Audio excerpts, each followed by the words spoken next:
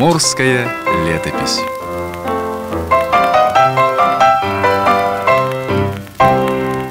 С того самого момента, когда Фока коснулся мутной воды Северной Двины, фортуна ему изменила. Там, далеко за полярным кругом, плавая в прозрачной воде среди льдов, Фока верно нес свою службу, но вот попал в порт со всеми усовершенствованиями, с причальной линией, с подъемными кранами, и начались злоключения.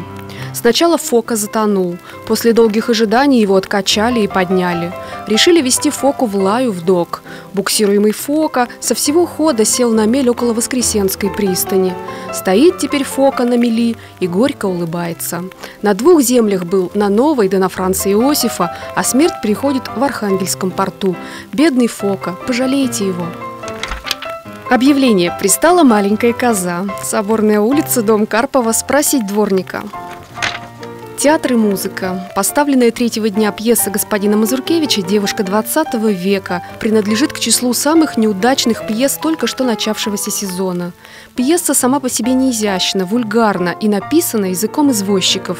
Герои пьесы – интеллигентные люди, выражаются, например, так: «Ах ты, елка зеленая!» Слова «втюрилась», «врезалась», «звезданула» и так далее режет слух. Плавучие квартиры для рабочих. В Архангельске находится много иностранцев-грузовладельцев, экспортеров, импортеров и вообще коммерсантов. При работах они, конечно, пользуются нашими рабочими. Теперь, когда открылась навигация, эти иностранцы уже обращают на себя внимание, действуя не так, как обычно делается у нас, а по-новому.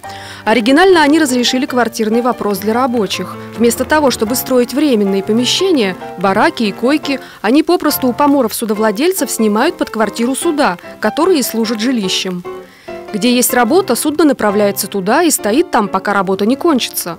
И многие поморы охотно отдают под эти цели свои суда и не идут в Норвегию за рыбой.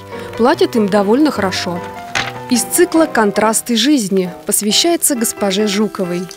В поле чистом, вольном и широком, там, где в час рассвета тих и ал восток, там, где травы буйны, вырос над потоком свежий и душистый полевой цветок.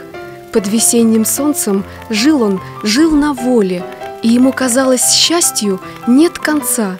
Но однажды утром прибрела на поле со своим бараном глупая овца. Оба здесь ходили и траву щипали, мимоходом съели полевой цветок. А весна смеялась, золотились дали, и о счастье жизни говорил поток.